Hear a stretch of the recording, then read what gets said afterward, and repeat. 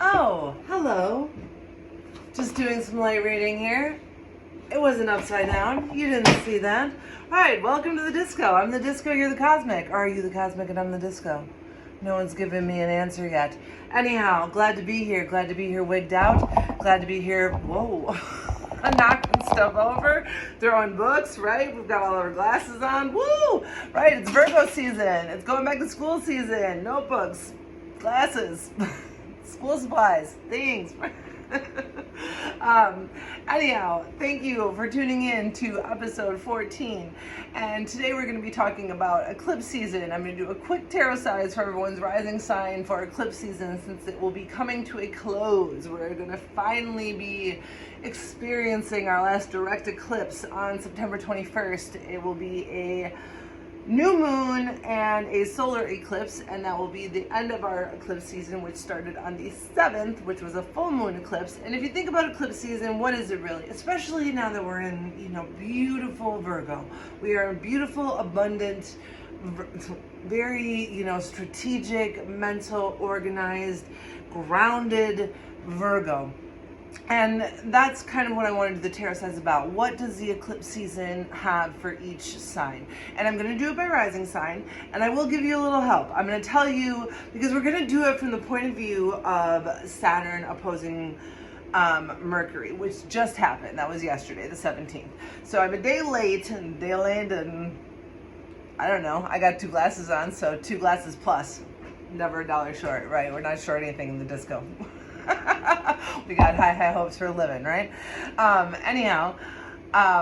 So we're going to be doing it from the point of view of this Saturn opposition to Mercury, which is really, really, we love Saturn here, but it is, and also Mercury. I mean, as many people know, it's a source of pride for me. I'll just say it. It's a source of pride that my natal Mercury is in my 9th house, helmed by Virgo, ruled and exalted. So let's talk about it, because I also love Saturn. So we've got Mercury and Saturn opposing each other.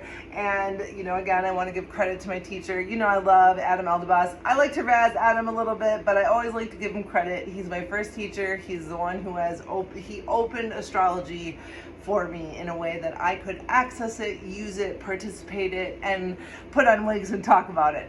And he talks about this secret friendship between Saturn and Mercury, and how, even though, they seem so different, they're actually very, very compatible.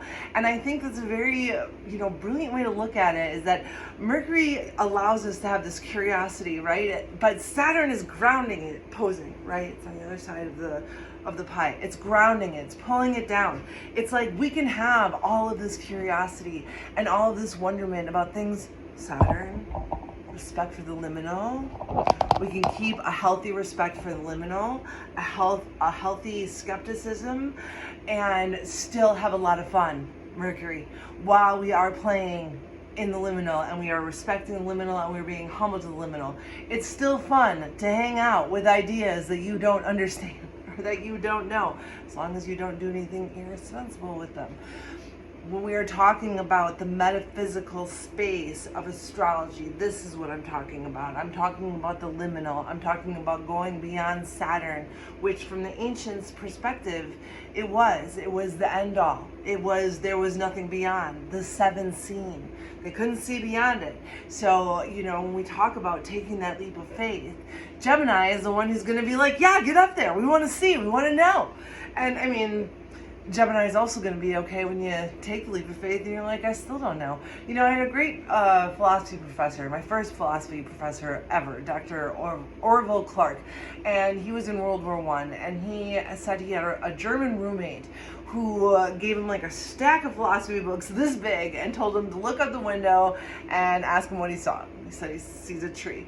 This roommate hit him, punched him in the face, and told him to read all these books. So, 2 months later or whatever, the roommate comes back, and, my philosophy professor at this time has read all of the books, and the roommate takes him over to the window and says, now tell me what you see. And he says, I see a tree. Ah, you're a philosopher now.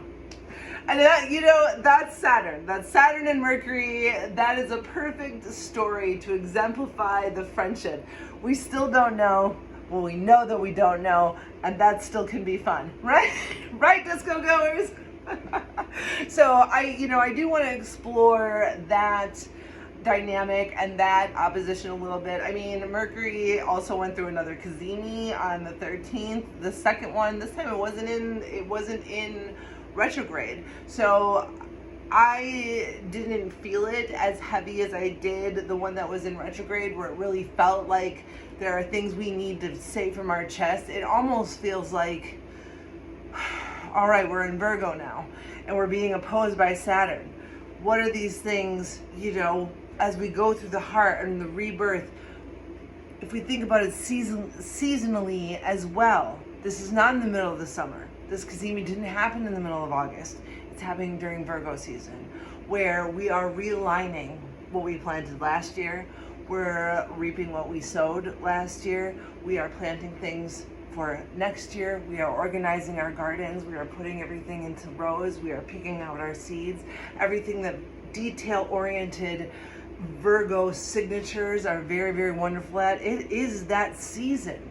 And having that Gemini opposing Saturn there, it is also that season, like within that structure, that beautiful structure and organization and, mental clarity that Virgo signatures with Mercury exalted and ruled there. It can really, some people can say it can hit almost like a boundary, like a wall. I see it more as a celebration, right? When Mercury is talking to Saturn, it's a celebration. Because what excites Mercury the most? Knowledge, right? And what could be more exciting to someone, Mercury and this Hermes, whatever we want to call our gender neutral friend Mercury, what does someone who loves knowledge love more than anything? A puzzle that never ends. Like, truly, you could think about this opposition as the evergreen student. This is where you get into, yes, I am humble, I respect the liminal, I know that I will never know. I want to be here anyways, because it's the funnest place to be. And that's what I talk about a lot in the disco. And secretly, it's what I'm trying to convince you all. Saturn is the funnest place to be. Seems like it's not. I'm just here to tell you, love my life. Another thing I just wanted to touch on about the Saturn opposing Mercury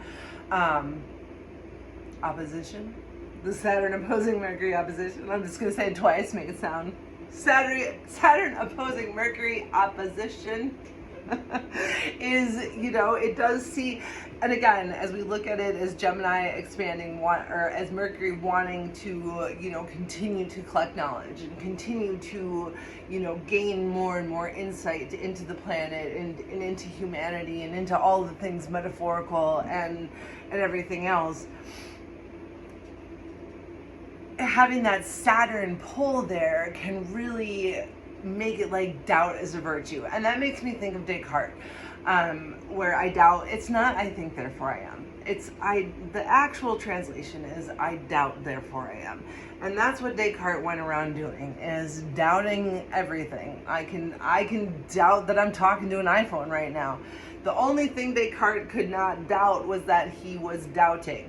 But that's where the leap of faith, which, humanity, at least Western white academia, civilized humanity, civilized, I say that with 50 million grains of salt, it's whatever we are, has never truly meshed out in any scientific way. We're still making a leap of faith every single day that we commit to the fact that I'm a human being. And I believe that I'm a human being. And that goes back to entertaining postulates like free will and determinism. We'll never know. We'll never know if everything in this universe is predetermined, or if we actually have agency and free will, or if it's a mixture of both. But again, I'm getting a little philosophical here, but again, 9th house, Mercury, sorry. What else what am I supposed to do? The cosmos are making it happen. I got my 2 glasses on, okay? I gotta use my schooling for something. But it is where Kant comes in. We're like, yes, agents, because he was an ethicist. And this is another time. The reason I bring up Kant as well is because Mercury opposing Saturn, with all of that mental stimulation, that sometimes Mercury, doesn't always think about the ethical repercussions of ideas. Ideas can be dangerous, they can also be safe, they can be used responsibly, irresponsibly. Saturn kind of brings down that responsibility of the ideas and puts kind of a moral, it creates a space where Mercury can take time. Right, hold on, I'm Mercury. I know I'm busy buzzing around and doing all these things and learning all these things, but hold on a second. Saturn's asking me to be quiet for a second and think about the morality and the ethical consequences of the thoughts and ideas that I may or may not turn into action. Saturn does that for Mercury, and Mercury doesn't mind it. I'm going to let you know that. Why do I know that? Because planets are my friends and I talk to them on a regular basis. Anywho, but no, it gives Mercury a chance to make some moral decisions, to slow down, to stop against Saturn's, very rigid karmic law and say, okay, is this an idea that is going to further what's best for myself and what's best for humanity? Is this idea that's dangerous? Is this an idea that needs to be explored more, but carefully? And what is the most responsible and ethical way to deal with this? It makes me think of the healthcare system, and I don't want to go on too much of a tangent, but just humility in medicine. Like, this would be just such a great opposition for some medical professionals if they were a Mercury, right? Which is Hermes. It's also the sign, the medical sign, right? If they took a minute, not all ideas are ideas. How do we go forward with them responsibly without hurting the planet and hurting each other? That's Saturn. This could be a great moment for anyone in the healthcare industry if you're out there. So that was another thing I wanted to touch on, was just there is a space for, and we did go through a Cazimi too with Mercury. So if you need to reevaluate your morals, ethics, what you think is doing the right thing might look like for you in a sustainable way, Virgo, sustainable way. And that's also the message of eclipse season. What are we going to plant now? What are we going to plant now so that we can reap what we sow in spring? These are all things to think about while we are in this transition between summer and the fall equinox. And we are in this eclipse. The eclipse season gives us this ripe time with the Cazimi, this ripe time to really, and with Saturn opposing Mercury, stop and think about it. What do we want to do? What do we want to do so that we continue to participate in astrology in a way that serves our life in the best way possible, including the lives of others and animals and our planet? So that is, I was gonna go over just some very, this one's for the astrology Mercury. This section is brought to you by Mercury. Other ways that Saturn and Mercury are related: they are also both rulers of air signs and earth signs. Saturn rules Aquarius, which is an air sign, and Capricorn, which is an earth sign, and Mercury also rules Virgo, earth sign, and Gemini, which is an air sign. So they have these things in common that people don't always put together. But when, again, giving credit where credit's due, when I was listening to Adam, it made so much sense to me that, of course, Saturn would love to talk to Mercury a little bit and be like, it's my fast-paced moving friend. Let's have a civilized chat about morals and ethics. And Mercury being like, so all about the things that we don't know that we know we don't know. Please go on. I can see how this is a very harmonious opposition where, and I've said that about oppositions before. They can see each other. They can talk to each other. They know. They get right along the way, right through the portal. So, as I learn more about Mercury and Saturn in this opposition and just the way that the planets function together, what a beautiful pair. So, house check, like I said, when I'm going to be doing the tarot rising sign, one card for each sign. What message does this eclipse have for you?